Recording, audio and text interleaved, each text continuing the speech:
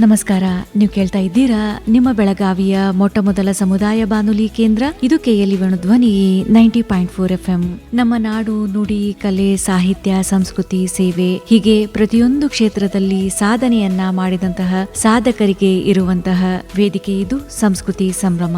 ನಮ್ಮ ಇಂದಿನ ಸಂಸ್ಕೃತಿ ಸಂಭ್ರಮ ಕಾರ್ಯಕ್ರಮದಲ್ಲಿ ನಮ್ಮೊಂದಿಗಿದ್ದಾರೆ ಬೆಳಗಾವಿ ವಿಭಾಗದ ಪ್ರಾದೇಶಿಕ ಆಯುಕ್ತರಾದ ಶ್ರೀಮತಿ ಜಾನಕಿ KM IAS ಅವರು. ಇವರ ಬಾಲ್ಯದ ನೆನಪುಗಳು, ಶೈಕ್ಷಣಿಕ ಪಯಣ, ಸಾಹಿತ್ಯಿಕ ಆಸಕ್ತಿ ಜೊತೆಗೆ ಆಡಳಿತ ಸೇವೆಯ ಅನುಭವಗಳನ್ನ ಇಂದು ಇವರು ನಮ್ಮೊಂದಿಗೆ ಹಂಚಿಕೊಳ್ಳಲಿದ್ದಾರೆ. ನಮಸ್ಕಾರ. ನೀವು ಕೇಳ್ತಾ ಇದ್ರ ಬೆಳಗಾವಿಯ ಮೊಟ್ಟ ಮೊದಲ ರೇಡಿಯೋ ಕೇಂದ್ರ ವೇಣುಧ್ವನಿ. ಇದು 90.4 FM KLE ಕನಸು. ನಿಮ್ಮೊಂದಿಗೆ ನಾನು ಮಂಜುನಾಥ್ ಪೈ. ಸ್ನೇಹಿತರೆ, ಇದು ವಿಶೇಷ ಸಂದರ್ಶನ ಕಾರ್ಯಕ್ರಮ. ಇವತ್ತಿನ ಕಾರ್ಯಕ್ರಮದಲ್ಲಿ ಬೆಳಗಾವಿ ವಿಭಾಗದ ಪ್ರಾದೇಶಿಕ ಆಯುಕ್ತರಾದ IAS ಶ್ರೀಮತಿ ಜಾನಕಿ KM ಅವರು ಕಾರ್ಯಕ್ರಮದಲ್ಲಿ ತಮಗೆ ಸ್ವಾಗತ ಹಾಗೂ ನಮಸ್ಕಾರ ಮೇಡಮ್. ನಮಸ್ತೆ. ಇವತ್ತಿನ ಕಾರ್ಯಕ್ರಮದಲ್ಲಿ ಪ್ರಾರಂಭ ಮಾಡೋಣ ತಮ್ಮ ಬಾಲ್ಯ, ಶಿಕ್ಷಣ ಮತ್ತು ತಮ್ಮ ತಂದೆ ತಾಯಿ ಪರಿಚಯದೊಂದಿಗೆ. ನಾನು ಹಾಸನ ಜಿಲ್ಲೆಯಲ್ಲಿ ಕೊಣನೂರು ಅಂತ ಒಂದು ಗ್ರಾಮ ಇದೆ ರೀ, ಗಡಿ ಗ್ರಾಮ. ಅದು ಕೊಣನೂರು, ಅದು ಕೊಡಗು ಮತ್ತು ಮೈಸೂರಿಗೆ ಅಂಟುಕೊಂಡ ಹಂಗೆ ಕೊನೆ ಗ್ರಾಮ ಅದು ನಮ್ಮ ಜಿಲ್ಲೆಗೆ. ಅಲ್ಲಿ ಹುಟ್ಟಿದ್ದು. ನನ್ನ ತಂದೆ ಮಲ್ಲಯ್ಯ ಅಂತ, ತಾಯಿ ರಾಜಮ್ಮ ಅಂತ. ನಂದು ಪ್ರಾಥಮಿಕ ಶಿಕ್ಷಣ ಕೂಡ ಅಲ್ಲೇನೇ ಸುತ್ತಮುತ್ತ 2-3 ಗ್ರಾಮಗಳಲ್ಲಿ ನಮ್ಮ ತಂದೆ ಕೆಲಸ ಮಾಡ್ತಾಯಿದ್ರು. ಗೌರ್ಮೆಂಟ್ ಸರ್ವೆಂಟ್ ಇದ್ದರು. ಹಾಗಾಗಿ ಒಂದು 2-3ಗಳಲ್ಲಿ ಕೊಣನೂರು, ಮಲ್ಲಿಪಟ್ಟಣ ಇದರಲ್ಲೇ ನಂದು ವಿದ್ಯಾಭ್ಯಾಸ, ಪ್ರಾಥಮಿಕ ವಿದ್ಯಾಭ್ಯಾಸ, ಪ್ರೌಢ ಶಿಕ್ಷಣ ಎಲ್ಲ ಅಲ್ಲೇ ಆಯಿತು. ಅಂಥ ಸಂದರ್ಭದಲ್ಲಿ ತಮ್ಮ ಜೀವನದಲ್ಲಿ ಹೆಚ್ಚು ಪ್ರೇರೇಪಿಸಿದ ವ್ಯಕ್ತಿ ಅಥವಾ ಘಟನೆ ಯಾವುದು? ಅದು ನನ್ನ ತಂದೆ ತಾಯಿನೇ ಜಾಸ್ತಿ, ಮತ್ತು ನಮ್ಮ ಗುರುಗಳು, ನನ್ನ ಪ್ರಾಥಮಿಕ ಶಾಲೆಯಲ್ಲಿ ಕಲಿಸಿದ ಗುರುಗಳು. ಘಟನೆ ಏನು ಅಂದರೆ, ನಿಮಗೆ ಗೊತ್ತಲ್ಲ, ಭಾರತೀಯ ಸಮಾಜದಲ್ಲಿ ಅಸಮಾನತೆ ಮತ್ತು ಶ್ರೇಣೀಕೃತ ವ್ಯವಸ್ಥೆ ಇವೆಲ್ಲವೂ ಇರ್ತವೆ. ಮತ್ತು ಅದೆಲ್ಲದಕ್ಕೂ ಶಿಕ್ಷಣ ಒಂದು ಔಷಧಿ ಮತ್ತು ಉತ್ತರ ಅನ್ನೋದು ನನಗೆ ಬಾಲ್ಯದಲ್ಲೇ ಅರಿವಿಗೆ ಬಂದಿತ್ತು. ಅಂದರೆ ನನ್ನ ತಂದೆ ತಾಯಿಗಳ ಮೂಲಕ. ನಮ್ಮಮ್ಮ 4ನೇ ಕ್ಲಾಸ್ ಓದಿದ್ದಾರೆ, ಆದರೆ ತುಂಬ ಬುದ್ಧಿವಂತೆ, ಪ್ರಾಪಂಚಿಕ ಜ್ಞಾನ ಅವರಿಗೆ ಚೆನ್ನಾಗಿದೆ. ಮತ್ತು ಮಹಿಳಾ ಸ್ವಾತಂತ್ರ್ಯ ಇದೆ ಎಲ್ಲರ ಬಗ್ಗೆನೂ ಅವ್ರಿಗೆ, ಆ ಕಾಲದವರಾದರೂ ಅವ್ರಿಗೆ ಚೆನ್ನಾಗಿ ಅರಿವಿತ್ತು. ಹಾಗಾಗಿ ಅವ್ರು ನಮಗೆ ಅವ್ರ ಬದುಕಿನ ಮೂಲಕನೇ ನಮ್ಗೆ ಹೇಳ್ಕೊಡ್ತಿದ್ರು. ಮತ್ತು ಶಾಲೆಯಲ್ಲಿ ಗುರುಗಳು ಕೂಡ, ನೀವು ನಿಮ್ಮ ಗುರಿನ ಸಾಧಿಸಬೇಕು, ಶಿಕ್ಷಣವನ್ನು ಚೆನ್ನಾಗಿ ಮಾಡಬೇಕು ಅಂತ ಅವ್ರುಗಳ ಪ್ರೇರೇಪಣೆ ತುಂಬ ಇದೆ ನನಗೆ. ಅಂಥ ಸಂದರ್ಭದಲ್ಲಿ IAS ಆಗುವ ಕನಸು ಆರಂಭ ಯಾವಾಗಾಯಿತು, ಅದ್ರ ಬಗ್ಗೆ ತಿಳಿಸಿ. ಬಾಲ್ಯದಲ್ಲೇ ಅಂತ ಹೇಳ್ಬೋದು. ಯಾಕೆಂದರೆ ನಿಮಗೂ ಸೇರಿದಂಗೆ ಎಲ್ರಿಗೂ ಕೇಳ್ತಾರೆ ಸ್ಕೂಲಲ್ಲಿ, ಏನಾಗ್ತೀರಾ ಮುಂದೆ ದೊಡ್ಡವರಾದ್ಮೇಲೆ ಅಂತ ಕೇಳ್ತಿರ್ತಾರೆ. ಅದನ್ನು ನಮ್ಮಲ್ಲೂ ಪ್ರೇಯರ್ ಮಾಡುವಾಗ ಒಂದು ಸರ್ತಿ ಕೇಳಿದರು. 5th ಸ್ಟ್ಯಾಂಡರ್ಡಲ್ಲಿ, ಐ ಥಿಂಕ್ 5ನೇ ತರಗತಿ ಓದುವಾಗ ಕೇಳಿದರು. ಪ್ರೇಯರ್ ಮುಗಿದ್ಮೇಲೆ, ಪ್ರಾರ್ಥನಾ ವೇಳೆ ಮುಗಿದ್ಮೇಲೆ ಕೇಳ್ತಾರೆ. ಅವಾಗೆಲ್ಲ ಆಗ್ತಿತ್ತು ಪ್ರಾರ್ಥನಾ ವೇಳೆ ಜೊತೆಗೆ ಒಂದು ಸಣ್ಣ ಸಣ್ಣ ಚಟುವಟಿಕೆಗಳು ನಡೀತಿತ್ತು, ಸಾಂಸ್ಕೃತಿಕವಾದ್ದು ಅಥವಾ ಕ್ರೀಡಾ ಚಟುವಟಿಕೆ. ಆವಾಗ ಕೇಳಿದಾಗ ಎಲ್ಲರೂ ಹೇಳ್ತಿದ್ರು. ಮತ್ತು ಆವಾಗ ಡಾಕ್ಟ್ರು, ಇಂಜಿನಿಯರ್, ಇವಾಗಲೂ ಕೂಡ ಆ ಟ್ರೆಂಡ್ ಇದೆ. ಬೇರೆ ಎಲ್ಲ ಹುದ್ದೆಗಳು ಮುಖ್ಯನೇ, ಆದರೂ ಅದೊಂದು ಆಕರ್ಷಣೆ ಜಾಸ್ತಿ ಇದೆ ಮಧ್ಯಮ ವರ್ಗದ ಒಂದು ಜನರಲ್ಲಿ, ಮತ್ತು ಎಲ್ಲರಲ್ಲೂ ಇರ್ತದೆ. ಅದು ತಪ್ಪು ಅಲ್ಲ ಕೂಡ. ಹಂಗೆ ಕೇಳಿದಾಗ ನಾನು ಏನು ಹೇಳಬೇಕು ಅಂತ ಗೊತ್ತಿರಲಿಲ್ಲ, ನಾನು ಇನ್ನೂ ಹೇಳಿರಲಿಲ್ಲ. ನಮ್ಮ ದೇವೇಗೌಡ ಅಂತ ಮ್ಯಾಥ್ಸ್ ಹೇಳ್ಕೊಡ್ತಿದ್ರು, ಗಣಿತ ಹೇಳ್ಕೊಡ್ತಾಯಿದ್ರು. ಅವ್ರು, ನಾನು ಇನ್ನೂ ಬಾಯಿ ತೆಗ್ದಿರಲಿಲ್ಲ. ಅವರೇ ಹೇಳಿದರು, ನೀನು ಮನ್ಸು ಮಾಡಿದರೆ ಡಿಸ್ಟಿಕ್ ಕಮಿಷನರ್, ಡಿಸ್ಟಿಕ್ ಕಲೆಕ್ಟರ್ ಆಗ್ಬೋದು ಜಾನಕಿ, ಹೇಳೋ ಅಂತ ಅವ್ರು ಹೇಳಿದರು ನನಗೆ. ನಾನು ಆಯಿತು ಅಂತ ಹೇಳಿದೆ. ಮತ್ತು ಅದಕ್ಕೆ ಅಂತಲ್ಲ, ನಾನು ಓವರಾಲ್ ನಾನು ಪ್ರತಿದಿನವೂ ಅವ್ರು ಏನು ಹೇಳ್ಕೊಡ್ತಾರೆ ಟೀಚರ್, ಅದನ್ನು ಶ್ರದ್ಧೆಯಿಂದ ಅದನ್ನು ಪಾಲಿಸ್ತಿದ್ದೆ. ಆ ತಯಾರಿನೇ ಇಲ್ಲಿವರೆಗೆ ನಡ್ಕೊಂಡು ಬಂದಿದೆ. ಅದಕ್ಕೆ ಅಂತ ವಿಶೇಷವಾಗಿ ಏನೂ ಮಾಡಲಿಲ್ಲ. ಆದರೆ ಆ ಸಿದ್ಧತೆ ಹಾದಿಯಿಂದ ನಾನು ಒಂದು ದಿನವೂ ವಿಚಲಿತಳಾಗಿ ಆ ಕಡೆಗೆ ಈ ಕಡೆಗೆ ಹೋಗಿರಲಿಲ್ಲ. ಹಾಗಾಗಿ ಬಂದಾಗ ಅವಕಾಶಗಳು, ಎಕ್ಸಾಮ್ ಹತ್ತಿರ ಬಂದಾಗ ಅಥವಾ ಆ ಟೈಮಿಗೆ ಸಿದ್ಧತೆ ಆಗಲಿಲ್ಲ. ನನಗೆ ಮುಂಚೆ ಆವಾಗಿಂದ ಸ್ವಲ್ಪ ಅವ್ರು ಕ್ಲಾರಿಟಿ ಕೊಟ್ಟಿದ್ದರಿಂದ ನೀನು ಮಾಡಬಹುದು ಅನ್ನುವ ಆತ್ಮವಿಶ್ವಾಸವನ್ನು ಅವರು ತುಂಬಿದರು. ಮತ್ತು ನನ್ನ ಸುತ್ತಮುತ್ತಲಿನ ಪರಿಸರದವರು ಕೂಡ ಹಾಗೆ ಬೂಸ್ಟ್ ಮಾಡ್ತಿದ್ರು, ಯಾರು ಡಿಸ್ಕರೇಜ್ ಮಾಡಲಿಲ್ಲ, ಮನೆಯಲ್ಲಾಗಲಿ, ಶಾಲೆಯಲ್ಲಾಗಲಿ, ವಾತಾವರಣದಲ್ಲಾಗಲಿ. ಹಾಗಾಗಿ ನಾನು ಹೌದು ಇವ್ರು ಹೇಳ್ತಾರೆ ಅಂದರೆ ಆಗತ್ತೆ ಅಂದ್ಬಿಟ್ಟು ಅದಕ್ಕೆ ಏನೇನು ಬೇಕೋ ಆ ತಯಾರಿನ ಚಿಕ್ಕವಳಿಂದನೂ ಮಾಡ್ತಿದ್ದೆ. ದೇವೇಗೌಡ ಸರ್ ಅವರ ಮಾರ್ಗದರ್ಶನ ಆ್ಯಂಡ್ ಅವರು ಹೇಳಿಕೊಟ್ಟ ಒಂದು ಇದು, ಅಂಥ ಸಂದರ್ಭದಲ್ಲಿ ತಮ್ಮ ಯಶಸ್ಸಿನ ಹಾದಿಯಲ್ಲಿ ತಾವು ಎದುರಿಸಿದ ಸವಾಲುಗಳು, ಅದ್ರ ಬಗ್ಗೆ ತಿಳಿಸಿ.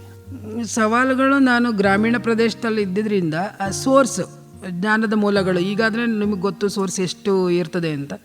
ನಮಗೆ UPSC ಅಥವಾ KPSCಗೆ ತಯಾರಾಗಬೇಕು ಅಂದರೆ ಅಕಾಡೆಮಿಕ್ಗೆ ಹೊರತಾಗಿ ಇನ್ನೂ ಬೇರೆ ರೀತಿಯ ಪುಸ್ತಕಗಳ ಅವಶ್ಯಕತೆ ಇರುತ್ತೆ. ಮತ್ತು ಅದನ್ನು ಪ್ರೆಸೆಂಟ್ ಮಾಡುವಾಗ ಏನು ನಾವು ತಯಾರಿ ಮಾಡಬೇಕು ಅನ್ನೋ ಅವಶ್ಯಕತೆ ಇರುತ್ತೆ. ಈಗ ಅಕಾಡೆಮಿಕ್ ಎಜುಕೇಷನ್ಗೆ ನಮ್ಮ ಶಿಕ್ಷಕರು ಎಷ್ಟು ಮಾರ್ಗದರ್ಶನ ಮಾಡಬೇಕು ಮಾಡ್ತಾರೆ, ಆದರೆ ಸ್ಪರ್ಧಾತ್ಮಕ ಪರೀಕ್ಷೆಗಳಿಗೆ ಅದಕ್ಕಿಂತ ಮೀರಿದ ಸಿದ್ಧತೆ ಬೇಕು. ಅದಕ್ಕಾಗಿ ಬೇರೆ ಬೇರೆ ಪುಸ್ತಕಗಳು, ಬೇರೆ ಬೇರೆ ಸೋರ್ಸ್ಗಳು ಬೇಕಿತ್ತು.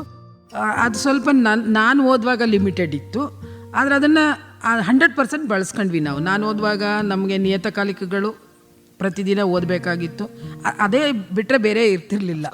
ಮತ್ತು ಅದರಲ್ಲಿ ಬರುವಂತಹ ಈ ಸ್ಪರ್ಧಾತ್ಮಕ ಪರೀಕ್ಷೆಗಳನ್ನ ಎದುರಿಸ್ತವ್ರದ್ದು ಸಂದರ್ಶನ ಆಗಬಹುದು. ಮತ್ತು ಆಗ ಸುದ್ದಿ ಮಾಧ್ಯಮಗಳಲ್ಲಿ ಬರ್ತಿದ್ದ ವಿಶೇಷ ಲೇಖನಗಳು, ಅವತ್ತಿನ ವಿಷಯಗಳು, ಪ್ರಸ್ತುತವಾದ ಆರ್ಥಿಕ ವಿಷಯಗಳಾಯಿತು ಅಥವಾ ಅಂತಾರಾಷ್ಟ್ರೀಯ ಸಂಬಂಧಗಳಿಗೆ ಸಂಬಂಧಪಟ್ಟಂಗಾಯಿತು, ಕ್ರೀಡಾ ಕ್ಷೇತ್ರದ ಬೆಳವಣಿಗೆಗಳಾಯಿತು ಅಥವಾ ಕೃಷಿ ಕ್ಷೇತ್ರದ ಬದಲಾವಣೆಗಳ ಬಗ್ಗೆ ವಿವಿಧ ತಜ್ಞರು ಒಂದು ಅತ್ಯುತ್ತಮವಾದ ಲೇಖನಗಳನ್ನ ಬರಿತಾ ಇದ್ರು. ಸುಧಾ ಆಯಿತು, ಪ್ರಜಾವಾಣಿ ಆಯಿತು, ಈ ಕನ್ನಡಪ್ರಭದಲ್ಲಿ ಸಾಹಿತ್ಯಿಕವಾದ ಚಟುವಟಿಕೆಗಳಿಗೆ ಸಂಬಂಧಪಟ್ಟಂಗೆ ವಿಶೇಷ ಲೇಖನಗಳು ಬರ್ತಿದ್ವು.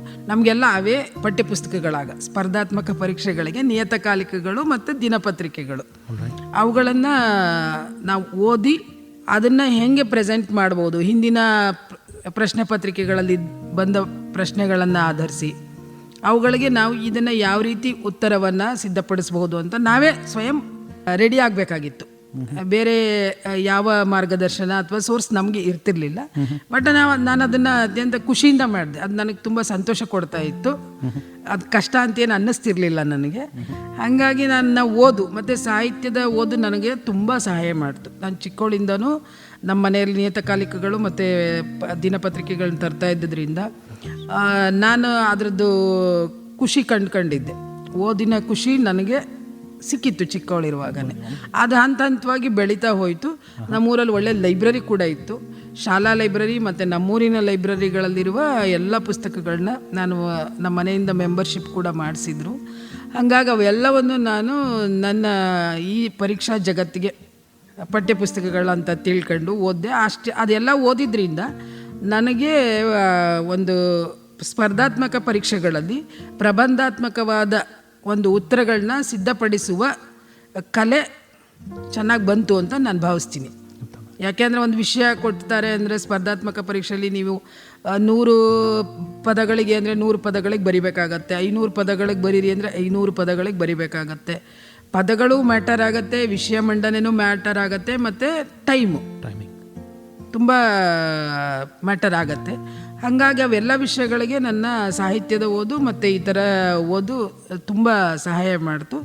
ನಾನು ಅದನ್ನು ಪ್ರಯಾಣ ಅಂತಲೇ ಭಾವಿಸ್ತೀನಿ. ಇವತ್ತಿಗೂ ನಾನು ಅದನ್ನು ನಿಲ್ಲಿಸಿಲ್ಲ, ಇವತ್ತಿಗೂ ಅದು ಮುಂದುವರಿತಾ ಇದೆ. ಅದೊಂದು ಮಾರ್ಗ ತೋರ್ತು ನನಗೆ. ಕೆಲಸ ಕೊಟ್ಟಿದ್ದು ಜೊತೆಗೆ ನನ್ನ ಬದುಕಿಗೆ ಬೇಕಾದ ಒಂದು ಖುಷಿ ಅಂತ ಏನು ಅಂತಾರಲ್ಲ, ಆ ಖುಷಿ ನನಗೆ ಇವತ್ತಿಗೂ ಅದು ನಿರಂತರವಾಗಿ ಕೊಡ್ತಾ ಇದೆ. ನಾನು ಅದನ್ನು ಇವತ್ತಿಗೂ ಮಾಡ್ತಾ ಇರ್ತೀನಿ. ಅದ್ಭುತ. ಅಂಥ ಸಂದರ್ಭದಲ್ಲಿ ವಿಫಲತೆ ಬಗ್ಗೆ ಮಾತನಾಡೋಣ.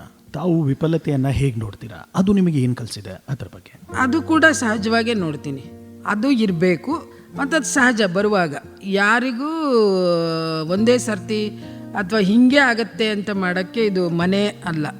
ನಾವು ಏದಾದ್ರು ಒಂದು ಮನೆ ಕಟ್ತೀವಿ ಅಂದರೆ ನಾವು ಹಿಂಗೆ ಕಟ್ತೀವಿ ಅಂತ ಇಂಜಿನಿಯರ್ ಹತ್ರ ಡಿಸೈನ್ ಮಾಡಿಸಿ ನಾವು ಹಿಂಗೆ ಮಾಡಿ ಅದೊಂದು ಬರ್ಬೋದೇನೋ. ಆದರೆ ಬದುಕು ಆ ಥರ ಅಲ್ಲ. ಅದು ಯಾಕೆ ಅಂದರೆ ಬದುಕಲ್ಲಿ ನಾವು ಒಬ್ಬರೇ ಇರೋದಿಲ್ಲ. ನಮ್ಮ ಸಮಾಜ ಇರುತ್ತೆ, ಮನೆ ಇರುತ್ತೆ, ನಮ್ಮ ಜೊತೆಯವರು ಇರ್ತಾರೆ, ಹಿಂದೆ ಮುಂದೆ ತುಂಬ ಜಗತ್ತಿನಲ್ಲಿ ನಾವು ಒಬ್ಬರಿದ್ದೀವಿ. ಅದು ನಮಗೆ ಗೊತ್ತಾಗಬೇಕು. ಬದುಕಿಗೆ ಮಿತಿನೂ ಇರುತ್ತೆ, ಅಪರಿಮಿತತೆಯೂ ಇರ್ತದೆ.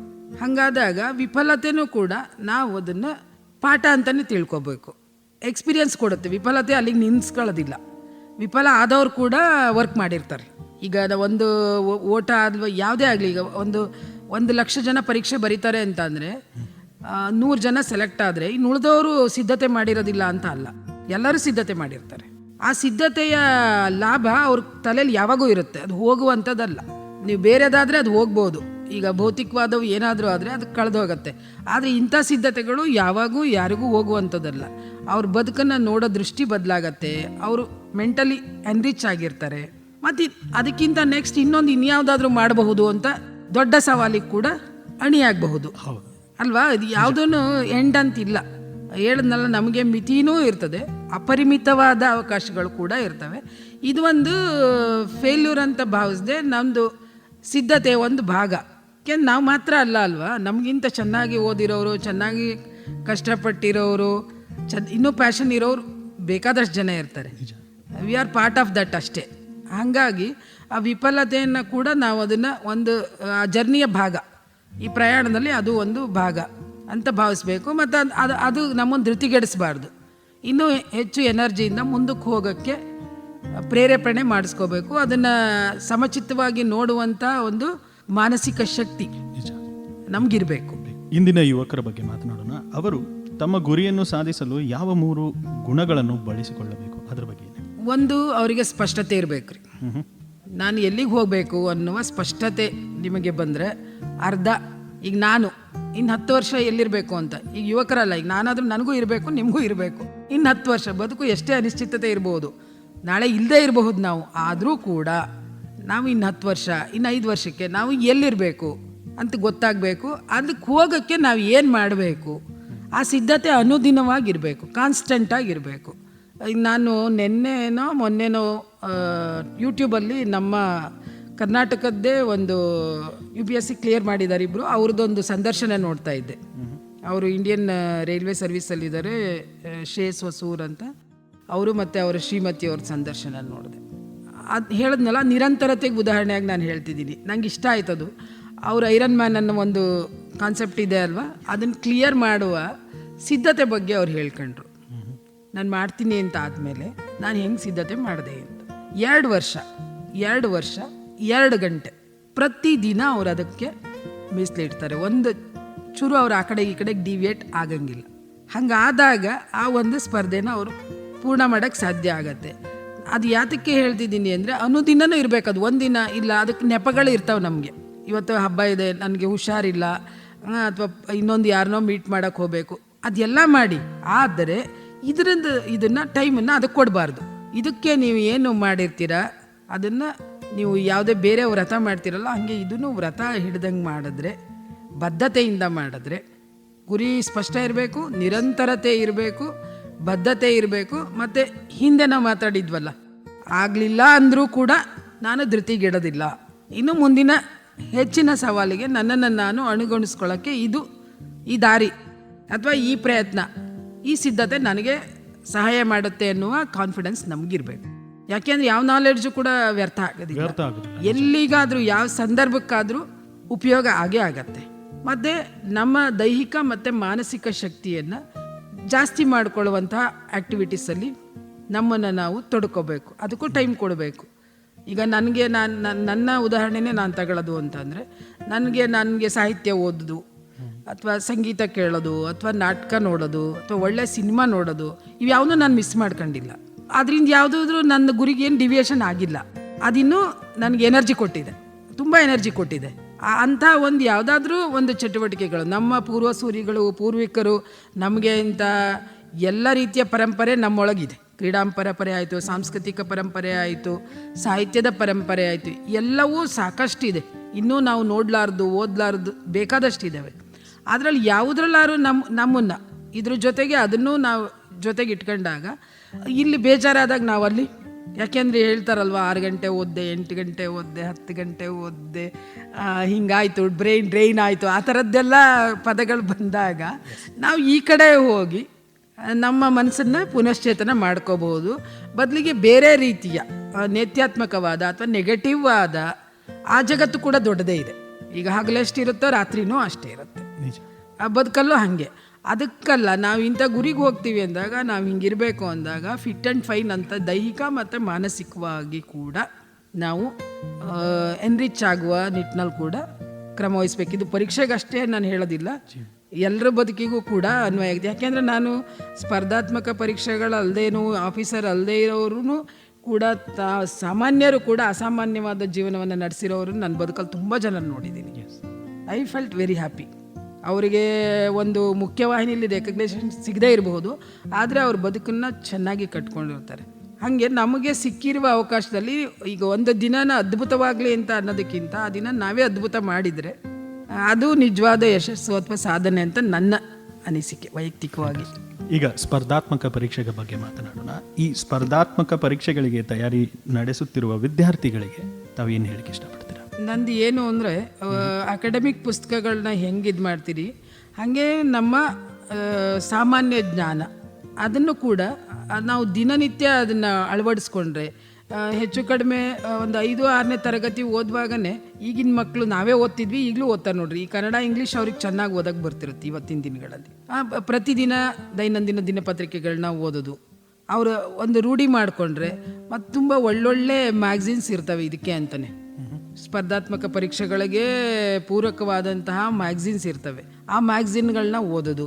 ಮತ್ತು ಈಗ ನಮ್ಮ ನೆಕ್ಸ್ಟ್ ಲೆವೆಲ್ ಹೇಳಿದ್ನಲ್ಲ, ಯೂಟ್ಯೂಬ್ನಲ್ಲಿ ತುಂಬ ಸೋರ್ಸಸ್ ಇರ್ತದೆ. ಅದನ್ನು ಗೆದ್ದವ್ರದ್ದು, ಬಿದ್ದವ್ರದ್ದು, ಹೆಂಗೆ ಡಿಸೈನ್ ಮಾಡ್ಕೋಬೇಕು, ಆ ಥರದ್ದು ಎಲ್ಲ ಇವುಗಳು ತಿಳಿದವರು ಮಾತಾಡ್ತಿರ್ತಾರೆ. ಅದನ್ನು ಕೂಡ ಅವ್ರು ಕೇಳಬಹುದು. ಅದು ಕೇಳಿ ಎಲ್ಲದಕ್ಕಿಂತ ಮುಖ್ಯ ಅವ್ರು ಮಾಡಬೇಕು. ಅದನ್ನು ಕೇಳಿ ಆಗತ್ತೆ ಅಂತ ನಾವು ಅಂದ್ಕೊಂಡ್ರೆ ಅಥವಾ ಕೇಳಿದ್ದೀನಿ ಅದು ಮಾಡ್ತೀನಿ ಅಂದರೆ ಆಗೋದಿಲ್ಲ. ಯಾವ ಕೆಲಸವನ್ನು ನಾವೇ ವೈಯಕ್ತಿಕವಾಗಿ ಈಗ ಅವ್ರು ಹೇಳಿದ್ರು ಅದನ್ನು ನೀವು ಬರ್ಕೊಂಡು ಅದಕ್ಕೊಂದು ವ್ಯಾಲಿಡೇಷನ್ ಮಾಡ್ಕೊಂಡು ನಾನು ಮಾಡಬಲ್ನೇನಾ, ಈಗ ನೀವೇನೋ ಮಾಡ್ತಿದ್ದೀರಿ, ಈಗ ನೀವು ಆ್ಯಂಕರಿಂಗ್ ಮಾಡ್ತಿದ್ದೀರಿ, ನೀವು ಮಾಡ್ದಂಗೆ ನಾನು ಮಾಡ್ತೀನಿ ಅಂತ ನಾನು ನಾಳೆ ಮಾಡಿದರೆ ಆಗೋದಿಲ್ಲ ಅಲ್ವಾ. ನಾನು ಪ್ರಾಕ್ಟಿಕಲಾಗಿ ಒಂದು ರಿಹರ್ಸಲ್ 2-3 ಸರ್ತಿ ಮಾಡಿದ್ರೆ ಮಾತ್ರ ಒಂದು ಇದಕ್ಕೆ ಬರ್ಬೋದು. ಯಾಕೆ ಅಂದರೆ ನೀವು ಹಿಂಗೆ ಮಾಡೋಕ್ಕೆ ತುಂಬ ವರ್ಷಗಳು ಶ್ರಮ ಹಾಕಿರ್ತೀರಿ. ಹಾಗೆ ಯಾರೇ ಸಾಧಕರು ನಮ್ಮ ಮುಂದೆ ಬಂದು ನಿಂತು ಅರ್ಧ ಗಂಟೆ ಮಾತಾಡ್ತಾರೆ ಅಂದರೆ ಅವ್ರ ಹಿಂದೆ ದಶಕಗಳಷ್ಟು ಶ್ರಮ ಇರ್ತದೆ, ಸಾಧನೆ ಇರ್ತದೆ. ಮತ್ತು ಆವತ್ತಿಗೂ ಅವ್ರು ಬಿಟ್ಟಿರಲ್ಲ ಅದನ್ನು. ಆ ಮುಂದೆ ಬಂದು ನಿಂತು ನಮ್ಮ ಎದುರುಗಡೆ ಮಾತಾಡುವಾಗಲೂ ಅವ್ರು ಒಂದು ಪ್ರಿಪೇರ್ಡ್ನೆಸ್ ಆಗೇ ಬಂದಿರ್ತಾರೆ. ನಾನು ಇಷ್ಟು ವರ್ಷ ಮಾಡಿದ್ದೀನಿ ಬಿಡು ಅಂತ ಬಂದಿರಲ್ಲ. ಯಾವ ಸಾಧಕರು ಹಂಗೆ ಮಾಡಲ್ಲ. ನಿಜವಾದವರು ಅದಕ್ಕೊಂದು ತಯಾರಿ ಅಂತ ಮಾಡ್ಕೊಂಡು ಬಂದಿರ್ತಾರೆ. ಆ ಥರದ್ದು ಮಾಡ್ಕೊಂಡಾಗ ಅವ್ರು ಹೇಳಿದ್ದನ್ನು ನಾನು ಮಾಡಿದಾಗ, ಈಗ ಅವ್ರು ಇಂಡಿಯನ್ ಹಿಸ್ಟ್ರಿ ಬಗ್ಗೆ ಏನು ಹೇಳಿದರು ಅದನ್ನು ನಾನು ಮತ್ತೆ ವ್ಯಾಲಿಡೇಷನ್ ಮಾಡ್ಕೊಂಡು ನಾನು ಅದಕ್ಕೆ ಒಂದು ಸಮಯ ಕೊಟ್ಟು ನಾನು ರೆಫರೆನ್ಸ್ ಬುಕ್ ತಗೊಂಡು ನಾನು ಅದನ್ನು ಓದಿ ನನ್ನ ಇದರೊಳಗೆ ಬರೆದಾಗ, ಯಾಕೆಂದರೆ ಅಂಥ ಸ್ಪರ್ಧಾತ್ಮಕ ಪರೀಕ್ಷೆಗಳಲ್ಲಿ ರೆಡಿ ಆನ್ಸರು ವರ್ಕೌಟ್ ಆಗೋದಿಲ್ಲ. ಅಲ್ಲಿ ನಿಮ್ಮತನದ, ನಿಮ್ಮ ಅಭಿಪ್ರಾಯದ, ನೀವು ಹೆಂಗೆ ಕಂಡಿದ್ದೀರಿ, ನೀವು ಅದನ್ನು ಹೆಂಗೆ ಪ್ರೆಸೆಂಟ್ ಮಾಡ್ತೀರಿ, ಅದು ತುಂಬ ಮುಖ್ಯ ಆಗುತ್ತೆ ವ್ಯಾಲ್ಯೂಯೇಷನ್ ಮಾಡೋರಿಗೆ.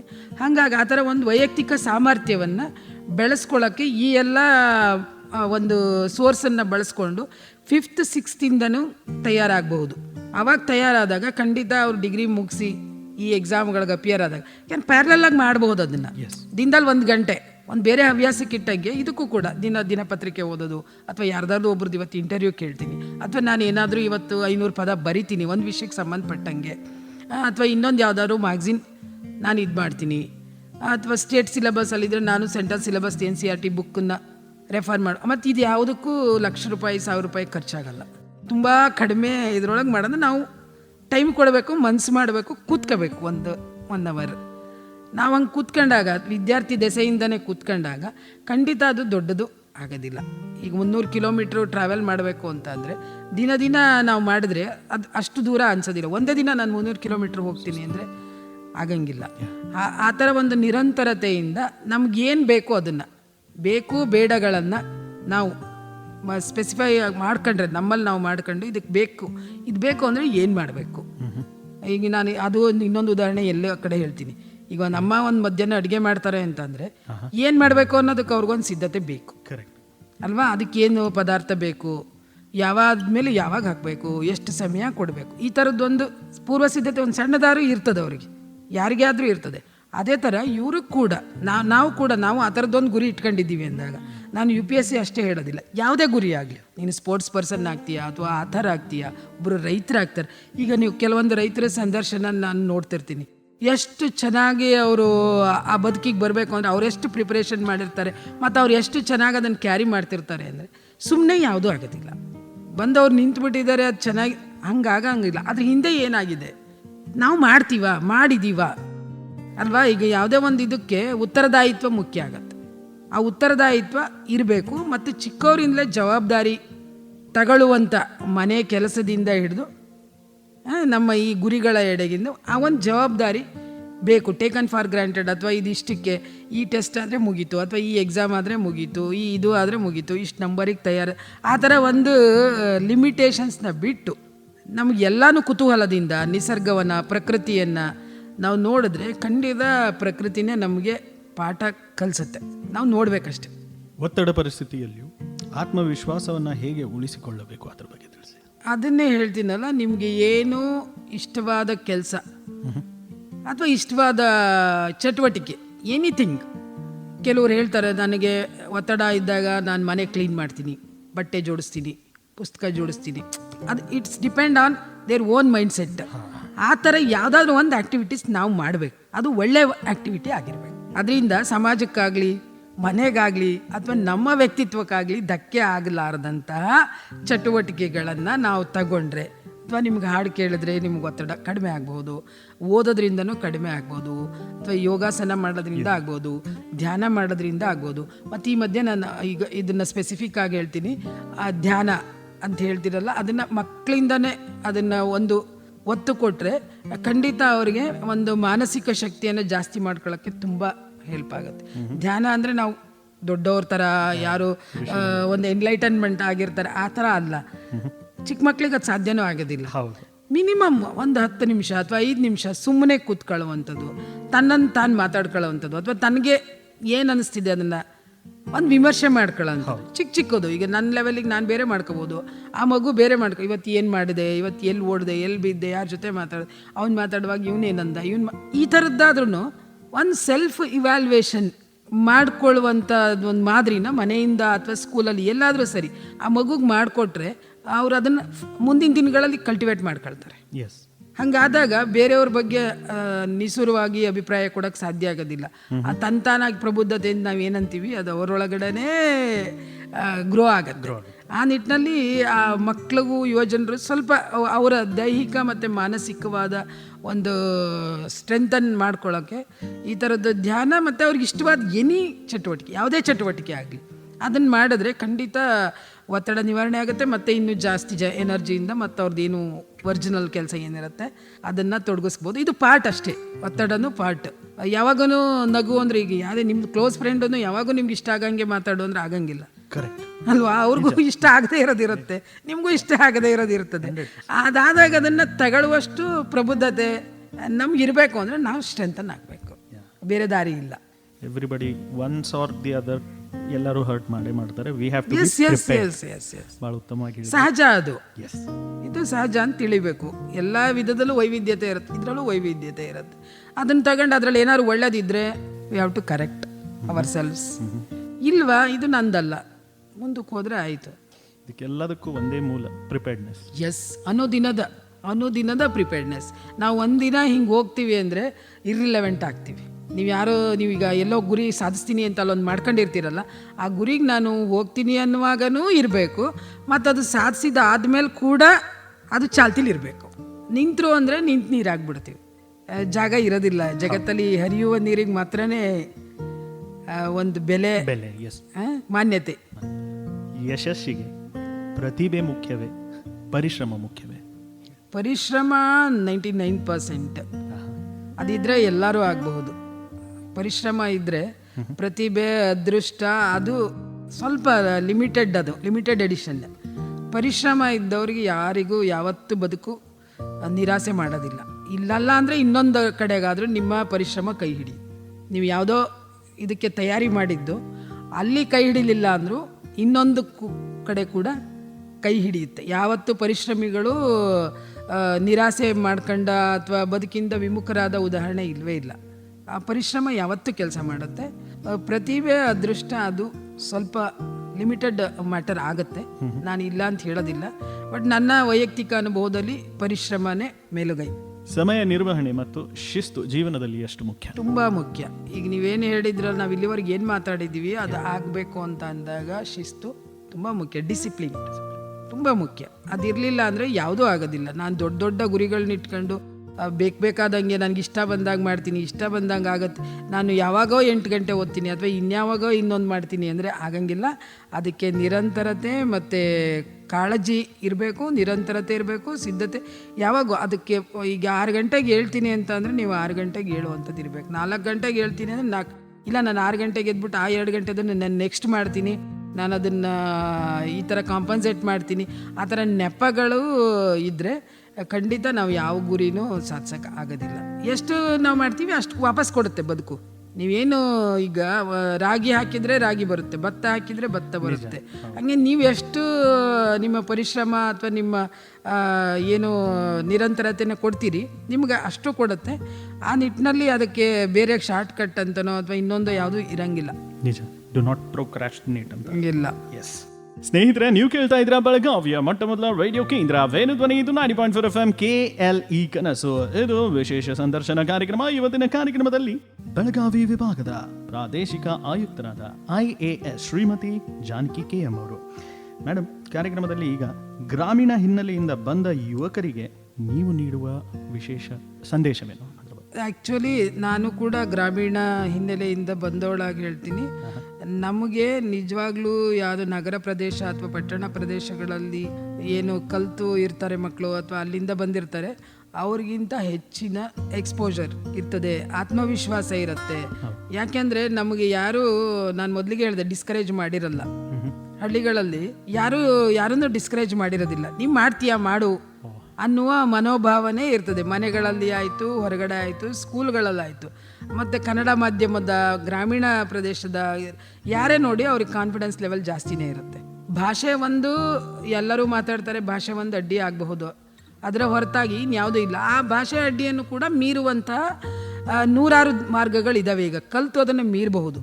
ಅದು ತುಂಬ ಕಡಿಮೆ ಅವಧಿಯ ಕೆಲಸ, ಅದೊಂದು ದೊಡ್ಡ ಬ್ಯಾರಿಯರ್ ಅಲ್ಲ ನಮ್ಮಗಳಿಗೆ. ಹಾಗಾಗಿ ಗ್ರಾಮೀಣ ಪ್ರದೇಶದ ವಿದ್ಯಾರ್ಥಿಗಳಿಗೆ ಬದುಕಿನ ವ್ಯಾಪಕತೆ ತುಂಬ ಚೆನ್ನಾಗಿ ಗೊತ್ತಿರುತ್ತೆ. ಈಗ ಯಾರೋ ಮೊನ್ನೆ ಅದನ್ನು ನಾನು ಇದರಲ್ಲೇ ನೋಡಿದಾಗ ಹೇಳ್ತಿದ್ದೆ, ಹಾಲನ್ನು ಎಲ್ಲಿಂದ ಬರುತ್ತೆ ಅಂದರೆ ಪ್ಯಾಕೆಟ್ ಕತ್ತರಿಸಿದ್ರೆ ಹಾಲು ಬರುತ್ತೆ ಅಂತ ಸಿಟಿ ಹುಡುಗರು ಹೇಳ್ತಿದ್ರು. ಅಂಥ ಒಂದು ಲಿಮಿಟೆಡ್ ಎಡಿಷನ್ ಅಲ್ಲ ಗ್ರಾಮೀಣ ಪ್ರದೇಶದವರಿಗೆ. ಎಲ್ಲ ರೀತಿಯ, ಎಲ್ಲ ವರ್ಗಗಳ, ಎಲ್ಲ ವಿಭಾಗದ, ಎಲ್ಲ ಕೆಲಸಗಳ, ಕೃಷಿ ಕೆಲಸ ಆಯಿತು, ಕೈ ಕೆಲಸ ಆಯಿತು, ಎಲ್ಲ ವಿಧದ ಇದು ಕೂಡ ಗೊತ್ತಿರುತ್ತೆ. ಆಮೇಲೆ ಸಾಮಾನ್ಯ ಜ್ಞಾನ ಚೆನ್ನಾಗಿರುತ್ತೆ. ಮತ್ತು ಅಡಾಪ್ಟಬಿಲಿಟಿ, ಅಪ್ಲಿಕಬಿಲಿಟಿ ಅವ್ರಿಗೆ ನಮಗೆ ಚೆನ್ನಾಗಿರುತ್ತೆ ಗ್ರಾಮೀಣ ಪ್ರದೇಶದವ್ರಿಗೆ. ಹಾಗಾಗಿ ಯಾರೂ ನಾವು ಗ್ರಾಮೀಣ ಪ್ರದೇಶದಿಂದ ಬಂದವರು ಅಥವಾ ಕನ್ನಡ ಮಾಧ್ಯಮದಿಂದ ಬಂದವರು ನಮಗಿದು ಆಗಲ್ಲ ಅಥವಾ ನಮಗಿದು ಬರ್ಡನ್ ಆಗುತ್ತೆ ಅಥವಾ ನಮ್ಮ ಕೈಲಿ ಸಾಧ್ಯ ಇಲ್ಲ ಅಂತ ಒಂದು ನೈತ್ಯಾತ್ಮಕ ಆಲೋಚನೆಗಳಿಗೆ ಹೋಗುವ ಅವಶ್ಯಕತೆ ಇಲ್ಲ. ನೀವು ಅವ್ರ ಮುಂದೆ ಬಂದು ನಿಂತು ಅವ್ರ ಜೊತೆ ಸಂವಾದ ಮಾಡಿದಾಗ ಗೊತ್ತಾಗುತ್ತೆ ನಾವೇ ಮುಂದೆ ಇದ್ದೀವಿ ಅವ್ರಿಗಿಂತ ಅಂತ ನಿಮಗೆ ಖಂಡಿತ ಗೊತ್ತಾಗುತ್ತೆ. ಆದರೆ ನಾವು ಹೋಗ್ದೇ ಹೋದರೆ ನಮ್ಗೆ ಗೊತ್ತೇ ಆಗೋದಿಲ್ಲ, ನಾವು ಅಲ್ಲೇ ಇರ್ತೀವಿ. ಹಾಗಾಗಿ ಯಾವುದೇ ಒಂದು ಬ್ಯಾರಿಯರ್ ಹಾಕೊಳ್ಳಾರ್ದಂಗೆ ನಿಮ್ಮ ಕನಸುಗಳನ್ನ ಅಥವಾ ನಿಮ್ಮ ಗುರಿಗಳನ್ನ ನೀವು ಈಡೇರಿಸ್ಕೊಳ್ಳೋಕ್ಕೆ ನಿಮ್ಮ ವ್ಯಾಪ್ತಿಯಲ್ಲಿ ಏನು ಸಿಗಬಹುದು ಅದೆಲ್ಲವನ್ನು ಕೂಡ. ಈಗಂತೂ ಸೋರ್ಸ್ ಹೇಳಿದ್ನಲ್ಲ, ಈಗ ಓಪನ್ ಸೋರ್ಸ್ ಇದೆ ನೆಟ್ಟಲ್ಲಿ, ಯೂಟ್ಯೂಬಲ್ಲಿ. ಈಗ ಒಳ್ಳೇದು ಎಷ್ಟಿದೆಯೋ ಕೆಟ್ಟದ್ದು ಅಷ್ಟೇ ಇರುತ್ತೆ. ನಮ್ಮ ಗುರಿಗಳಿಗೆ ಏನು ಬೇಕು ಅದು ಇದೆ ಇದರೊಳಗಡೆ. ಗುರಿಯಿಂದ ವಿಮುಖರಾಗಕ್ಕೆ ಬೇಕಾದ್ದು ಇದೆ, ಗುರಿಯ ಕಡೆಗೆ ಹೋಗೋ ಅಂಥದ್ದು ಇದೆ. ಅದನ್ನು ನೀವು ಗುರಿ ಕಡೆಗೆ ಏನೇನು ಹೋಗಬೇಕು ಅದನ್ನು ನೀವು ಇಟ್ಕೊಳ್ಳಿ, ಮುಂದುವರಿಸಿ. ಮತ್ತು ನಿಮ್ಮ ಗುರುಗಳ ಜೊತೆ ಮಾತಾಡಿ, ನಿಮ್ಮ ಅನುಮಾನಗಳನ್ನ, ಪ್ರಶ್ನೆಗಳನ್ನ ಪರಿಹರಿಸ್ಕೊಳ್ಳಿ. ಯಾರು ಮಾತಾಡಬೇಕು, ನಾವು ಸಂವಾದ ಮಾಡಿದರೆ ಮಾತ್ರ ಅವ್ರಿಗೆ ಗೊತ್ತಾಗತ್ತೆ ನನಗೇನು ಬೇಕು ಅಂತ. ಮತ್ತು ಯಾರೂ ಶಿಕ್ಷಕರು ಡಿಸ್ಕರೇಜ್ ಮಾಡಿ ಇಲ್ಲ ಇದು ಬೇಡ, ಇದು ನಂಗೆ ಗೊತ್ತಿಲ್ಲ ಅಥವಾ ಇವನು ಯಾಕೆ ಕೇಳ್ತಾನೆ ಆ ಥರ ಯಾರೂ ಭಾವಿಸೋದಿಲ್ಲ. ಹಾಗಾಗಿ ನೀವು ಮುಕ್ತವಾಗಿ ನಿಮ್ಮ ಪೋಷಕರು, ನಿಮ್ಮ ಶಿಕ್ಷಕರು ಅವ್ರ ಜೊತೆ ಸಲಹೆನ, ಸಂವಹನ ಮಾಡಿದರೆ ಖಂಡಿತ ನಿಮ್ಮನ್ನು ಯಾರೂ ತಡೆಯೋಕ್ಕೆ ಸಾಧ್ಯ ಇಲ್ಲ. ನೋಡಿ, ನೀವು ಯಾವುದೇ ಯಶಸ್ಸಿನ ಒಂದು, ನಾವು ಈಗ ಭೌತಿಕವಾಗಿ ಯಶಸ್ಸು ಅಂತ ಏನೆಲ್ಲ ಅಂತೀವಿ, ಅದರಲ್ಲಿ ನೀವು ನೇಮ್ಗಳನ್ನ ನೋಡಿದರೆ, ಅವ್ರ ಹೆಸರುಗಳನ್ನ ನೋಡಿದರೆ ಅವರೆಲ್ಲ ಗ್ರಾಮೀಣ ಹಿನ್ನೆಲೆಯಿಂದ ಬಂದವರೇ ಇರ್ತಾರೆ ಅಲ್ವಾ. ಅವರು ನನಗೆ ಹಂಗಂದ್ಬಿಟ್ಟು ನಗರ ಪ್ರದೇಶದವ್ರಿಗೆ ಏನೂ ಬರಲ್ಲ ಅಂತಲ್ಲ, ಅವರಿಗೆ ಬದುಕಿನ ದೃಷ್ಟಿಕೋನ ಅಥವಾ ಬದುಕಿನ ವ್ಯಾಪ್ತಿ ಕಡಿಮೆ ಸಿಕ್ಕಿರುತ್ತೆ, ನಮಗೆ ಜಾಸ್ತಿ ಸಿಕ್ಕಿರುತ್ತೆ ಅಂತ ಹೇಳ್ತೀನಿ ನಾನು. ನಮ್ಮ ಅಡ್ವಾಂಟೇಜನ್ನು ನಾವು ಎಕ್ಸ್ಪ್ಲೋರ್ ಮಾಡಬೇಕು. ಅದು ಬಿಟ್ಟು ನಮಗಿಲ್ಲ, ಇದಿರಲಿಲ್ಲ, ನಾನು ಇಂಗ್ಲೀಷ್ ಮೀಡಿಯಮಲ್ಲಿ ಓದಲಿಲ್ಲ, ನಮ್ಗೆ ಯೂನಿಫಾರ್ಮ್ ಇರಲಿಲ್ಲ, ನಮ್ಗೆ ಟೈ ಇರಲಿಲ್ಲ ಅಥವಾ ನಮಗೆ ಏನು ಲ್ಯಾಬ್ ಇರಲಿಲ್ಲ, ನಮ್ಗೆ ಈ ಥರ ಒಂದು ಇದನ್ನು ಹೇಳಿದರೆ ಒಂದು ಕೊರತೆಗಳು ಯಾರಿಗಿರೋದಿಲ್ಲ, ಎಲ್ಲರಿಗೂ ಇರುತ್ತೆ. ಶ್ರೀಮಂತರಿಗೂ ಇರ್ತದೆ, ಬಡವ್ರಿಗೂ ಇರ್ತದೆ. ನಮ್ಮ ಕೊರತೆಗಳಿರ್ತವೆ, ಅವ್ರ ಕೊರತೆಗಳಿರ್ತವೆ. ಈಗ ಶ್ರೀಮಂತರ ಮನೆ ಮಗು ಕೊರತೆ ಇಲ್ಲ ಅಂತ ಹೇಳೋಕ್ಕಾಗತ್ತಾ? ಸಾಧ್ಯನಾ? ಅವ್ರಿಗೆ ಇರ್ಬೋದು, ಏನೋ ನಿಮ್ಮ ಪೆನ್ನು, ಪುಸ್ತಕ, ಕಾರು, ಬಂಗ್ಲೆ ಇರಬಹುದು, ಆದರೆ ಅವ್ರಿಗೆ ಮಾನಸಿಕವಾಗಿ ಇನ್ನೇನೋ ಒಂದು ಕೊರತೆ ಇರ್ಬೋದು, ಅದನ್ನು ಯಾರೂ ತುಂಬಕ್ಕಾಗೋದಿಲ್ಲ. ಇದು ಅಂದರೆ ನಾವು ಸಮಾಜದಲ್ಲಿ ಮುಕ್ತವಾಗಿರ್ತೀವಿ ಗ್ರಾಮೀಣ ಪ್ರದೇಶದಲ್ಲಿ. ನೀವು ಹೋಗಿ ಬೆಳಗ್ಗೆ ಎದ್ದು ಇಷ್ಟೇ ಸ್ಕೂಲ್ಗೆ ಬಸ್ ಹತ್ತಿ ಮತ್ತು ನೀವು ಅಲ್ಲಿ ಇಳಿದು ಮತ್ತೆ ಬಸ್ ಹತ್ತಿ ಮತ್ತೆ ಇಲ್ಲಿಗೆ ಬರ್ರಿ, ಆ ಸಂದರ್ಭ ಇರೋದೇ ಇಲ್ಲ ಇಲ್ಲಿ. ನೀವು ಸ್ಕೂಲಿಂದ ಮನೆಗೆ ಬರೋ ಅಷ್ಟೊತ್ತಿಗೆ 100 ಜನ ಮಾತಾಡ್ಸಿರ್ತೀರ. ಕಮ್ಯುನಿಕೇಷನ್ ಇರ್ತದೆ, ಏನಾಗ್ತಿದೆ ಆ ಕಡೆ ಈ ಕಡೆ ಅಂತ ಗೊತ್ತಿರುತ್ತೆ. ಅದು ಒಂದು ಅಧ್ಯಯನನೇ. ನಾವು ಅದನ್ನು ಡೀಪಾಗಿ ಹೋಗ್ಬೇಕಷ್ಟೇ. ಸುಮ್ಮನೆ ಹೋದ ಪುಟ್ಟ ಬಂದದ ಪುಟ್ಟ ಏನಾಗ್ತಿದೆ, ಈ ಒಂದು 365 ದಿನದಲ್ಲಿ ಅಲ್ಲಿ ಏನು ಬೆಳೆ ಬೆಳೀತಿದ್ದಾರೆ, ನಾವು ಹೋಗುವಾಗ ಆ ಕಡೆ ಈ ಕಡೆ ನೀರಿದೆಯಾ ಇಲ್ವಾ, ಯಾರು ಏನು ಕೆಲಸ ಮಾಡ್ತಿದ್ದಾರೆ, ಹೆಣ್ಮಕ್ಳು ಎಷ್ಟು ಜನ ಬರ್ತಾರೆ ಅಲ್ಲಿ, ಕೃಷಿಕರಲ್ಲಿ ಹೆಣ್ಮಕ್ಳು ಇರ್ತಾರೆ, ಗಂಡು ಮಕ್ಳು ಇರ್ತಾರೆ, ಅವ್ರದ್ದು ಮಾರ್ನಿಂಗು ಈವ್ನಿಂಗು ಏನು ಮಾಡ್ತಾರೆ, ಈ ಥರದ್ದು ಎಷ್ಟೊಂದು ಸಿಲೆಬಸ್ ಇರುತ್ತೆ ಇವ್ರಿಗೆ. ಅಲ್ಲಿ syllabus very limited, academic syllabus ಮತ್ತು ಬಸ್ಸು ಮತ್ತು ಅವ್ರ ಮನೆ ಬಿಟ್ಟರೆ ಇನ್ನೂ ಗೊತ್ತಿರೋದಿಲ್ಲ. ಹಾಗಾಗಿ ನಿಮಗೆ ದೊರೆತ ಅವಕಾಶವನ್ನು ನೀವು ಎಕ್ಸ್ಪ್ಲೋರ್ ಮಾಡಿದ್ರೆ ಖಂಡಿತ ನಿಮ್ಮ ಗುರಿ, ನಿಮ್ಮ ಕನಸುಗಳನ್ನ ಮುಟ್ಟಕ್ಕೆ ಸಾಧ್ಯ ಆಗುತ್ತೆ. ದೊಡ್ಡ ಗುರಿಗಳು, ದೊಡ್ಡ ಕನಸುಗಳನ್ನ ನೀವು ಕಾಣ್ಬೋದು ಮತ್ತು ಅದನ್ನು ನಿಮ್ಮ ಪರಿಶ್ರಮದಿಂದ ಕೈಗೆ ಎಟ್ಕಿಸ್ಕೋಬಹುದು ಅನ್ನೋದು ನನ್ನ ಅಭಿಪ್ರಾಯ. ಉತ್ತಮ.